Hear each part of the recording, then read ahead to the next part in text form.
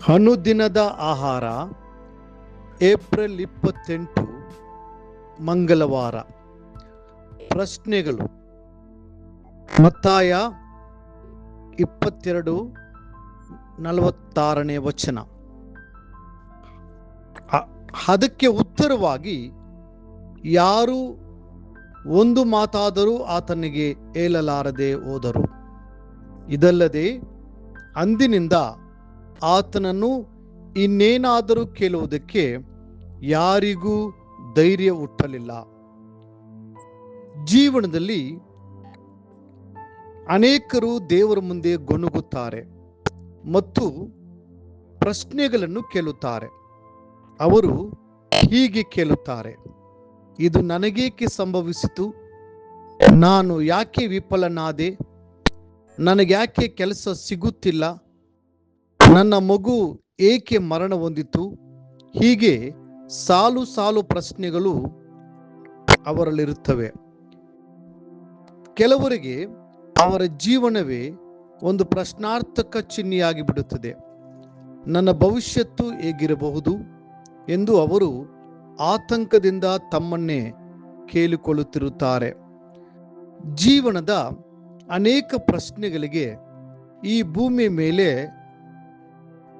ಉತ್ತರ ಸಿಗುವುದಿಲ್ಲ. ನಾವು ದೇವರ ರಾಜ್ಯವನ್ನು ಪ್ರವೇಶಿಸಿದಾಗ ಮಾತ್ರ ನಮ್ಮೆಲ್ಲರ ಪ್ರಶ್ನೆಗಳಿಗೆ ಉತ್ತರಗಳು ದೊರೆಯುತ್ತವೆ. ಎಫ್.ಜೆ. ಡೇಕ್ ಎಂಬ ನಿಷ್ಠಾವಂತ ಸತ್ಯವೇದ ವಿದ್ವಾಂಸರು ಒಮ್ಮೆ ಇಡೀ ಸತ್ಯವೇದದಲ್ಲಿರುವ ಎಲ್ಲ ಪ್ರಶ್ನೆಗಳನ್ನು ಎನ್ನಿಸಲು ಪ್ರಾರಂಭಿಸಿದರು. ಅವರು ಹಳೆ ಒಡಂಬಡಿಕೆಯಲ್ಲಿ 2272 ಪ್ರಶ್ನೆಗಳನ್ನು ಮತ್ತು ಹೊಸ ಒಡಂಬಡಿಕೆಯಲ್ಲಿ 1022 ಪ್ರಶ್ನೆಗಳನ್ನು ಅವರು ಪತ್ತೆ ಹಚ್ಚಿದರು ಮತ್ತು ಅವುಗಳನ್ನೆಲ್ಲ ತಮ್ಮ ಡೇಕ್ಸ್ ಅನ್ನೋಟೆಡ್ ರೆಫರೆನ್ಸ್ ಬೈಬಲ್ನಲ್ಲಿ ಬರೆದು ಪಟ್ಟಿ ಮಾಡಿದ್ದಾರೆ. ಅವುಗಳಲ್ಲಿ ವಿವಿಧ ರೀತಿಯ ಪ್ರಶ್ನೆಗಳಿವೆ. ಸಾಮಾನ್ಯ ಪ್ರಶ್ನೆಗಳು, ಜನರು ಒಬ್ಬರಿಗೊಬ್ಬರು ಕೇಳಿದ ಪ್ರಶ್ನೆಗಳು, ದೇವರು ಮನುಷ್ಯರನ್ನು ಕೇಳಿದ ಪ್ರಶ್ನೆಗಳು, ಮನುಷ್ಯರು ದೇವರನ್ನು ಕೇಳಿದ ಪ್ರಶ್ನೆಗಳು. ನಮ್ಮ ಸತ್ಯವೇದದಲ್ಲಿರುವ ಮೊದಲ ಪ್ರಶ್ನೆಯು ಸೈತಾನನು ಕೇಳಿದ ವಂಚನೆಯ ಪ್ರಶ್ನೆಯಾಗಿತ್ತು.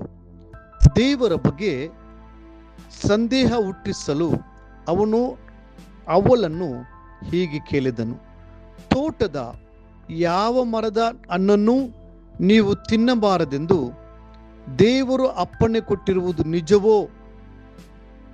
ಇಂದು ಕೂಡ ನಮ್ಮನ್ನು ಪರೀಕ್ಷಿಸಲು ಅನೇಕ ಪ್ರಶ್ನೆಗಳು ಎದುರಾಗುತ್ತವೆ. ನಾವು ಜಾಗರೂಕರಾಗಿರದಿದ್ದರೆ ಅಂಥ ಪ್ರಶ್ನೆಗಳು ನಮ್ಮನ್ನು ಪ್ರಲೋಭೆಗೆ ಒಳಪಡಿಸಿ ಸರಿಯಾದ ಹಾದಿಯಿಂದ ದೂರ ಮಾಡಬಹುದು. ದೇವರು ಮನುಷ್ಯನನ್ನು ಕೇಳಿದ ಮೊದಲ ಪ್ರಶ್ನೆ: ಆದಾಮನೇ, ನೀನು ಎಲ್ಲಿರುತ್ತಿ? ಆದಿಕಾಂಡ 3ನೇ ಅಧ್ಯಾಯ 9ನೇ ವಚನ. ದೇವರಿಂದ ದೂರ ಹೋಗಿದ್ದ ಮನುಷ್ಯನನ್ನು ಮರಳಿ ಕರೆಯಲು ದೇವರು ದುಃಖ ಹೃದಯದಿಂದ ಈ ಪ್ರಶ್ನೆಯನ್ನ ಕೇಳಿದನು. ಇಂದು ದೇವರು ನಿಮ್ಮನ್ನೂ ಸಹ ಅದೇ ಪ್ರಶ್ನೆಯನ್ನು ಕೇಳುತ್ತಿದ್ದಾನೆ: ನೀನು ಎಲ್ಲಿರುತ್ತಿ? ನಿನ್ನ ಆತ್ಮದ ಸ್ಥಿತಿ ಹೇಗಿದೆ? ಈ ಪ್ರಶ್ನೆಯು ನಿಮ್ಮನ್ನು ಪುನಃ ದೇವರೊಂದಿಗೆ ಸಹಭಾಗಿತ್ವಕ್ಕೆ ತರಲಿ ನಿಮ್ಮ ಮೊದಲ ಪ್ರೀತಿಯ ಕಡೆಗೆ ಮರಳಲು ನಿರ್ಧರಿಸಿರಿ. ಮನುಷ್ಯನು ದೇವರನ್ನು ಕೇಳಿದ ಮೊದಲ ಪ್ರಶ್ನೆ: ನನ್ನ ತಮ್ಮನನ್ನು ಕಾಯುವವನು ನಾನೋ? ಆದಿಕಾಂಡ 4ನೇ ಅಧ್ಯಾಯ 9ನೇ ವಚನ. ಕಾಯಿನನು ತನ್ನ ಸ್ವಂತ ತಮ್ಮನನ್ನು ನಿರ್ದಯವಾಗಿ ಕೊಂದ ನಂತರ ಈ ಪ್ರಶ್ನೆಯನ್ನು ಧೈರ್ಯವಾಗಿ ಕೇಳಿದನು. ಇದರಿಂದಾಗಿ ಅವನು ತನ್ನ ಮೇಲೆ ಅನೇಕ ಶಾಪಗಳನ್ನು ತಂದುಕೊಂಡನು. ಇಂದು ನಿಮ್ಮ ಹೃದಯದಲ್ಲಿ ಅನೇಕ ಪ್ರಶ್ನೆಗಳು ಉದ್ಭವಿಸಬಹುದು. ಅರಸನಾದ ದಾವೀದನಂತೆ ನೀವು ಹೀಗೆ ಕೇಳಬಹುದು: ಓ ಕರ್ತನೇ, ನೀನು ಎಷ್ಟರವರೆಗೆ ನನ್ನನ್ನು ಮರೆತಿರುವೆ. ಕೆಲವೊಮ್ಮೆ ನಾವು ಪ್ರೀತಿಯ ತಂದೆಯೊಂದಿಗೆ ಮಾತನಾಡುವ ಮಕ್ಕಳಂತೆ ನಮ್ಮ ಪರಲೋಕದ ತಂದೆಯನ್ನು ಪ್ರಶ್ನಿಸುತ್ತೇವೆ. ಆದರೆ ನಾವು ಎಂದಿಗೂ ದೂರು ನೀಡಬಾರದು ಅಥವಾ ಗುಣಗುಟ್ಟಬಾರದು. ಪ್ರಿಯ ದೇವ ಮಗುವೆ, ನಿಮ್ಮ ಪ್ರಶ್ನೆಗಳಿಗೆ ಉತ್ತರಗಳಿವೆ. ಆತನು ತನ್ನ ಕಾಲದಲ್ಲಿ ಅವುಗಳನ್ನು ನಿಮಗೆ ಬಹಿರಂಗಪಡಿಸುವನು. ಮುಂದಿನ ಅಧ್ಯಯನಕ್ಕಾಗಿ ದೇವರ ವಾಕ್ಯ. ಅವನು ನನಗೆ ಮೊರೆ ಇಡುವಾಗ ನಾನು ಸದುತ್ತರವನ್ನು ದಯಪಾಲಿಸುವೆನು. ಇಕ್ಕಟ್ಟಿನಲ್ಲಿ ಹತ್ತಿರವಿದ್ದು ಅವನನ್ನು ತಪ್ಪಿಸಿ ಘನಪಡಿಸುವೆನು. ಕೀರ್ತನೆ 91:16. ಈ ದಿನ ಓದುವ ದೇವರ ವಾಕ್ಯ.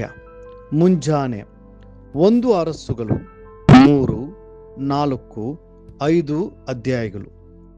ಸಂಜೆ ಲೂಕನು ಬರೆದ ಸುವಾರ್ತೆ 20ನೇ ಅಧ್ಯಾಯ 1-20 ವಚನಗಳು. ಕರ್ತನು ತಾನೇ ನಿಮ್ಮ ಕುಟುಂಬಗಳನ್ನು ಆಶೀರ್ವದಿಸಲಿ.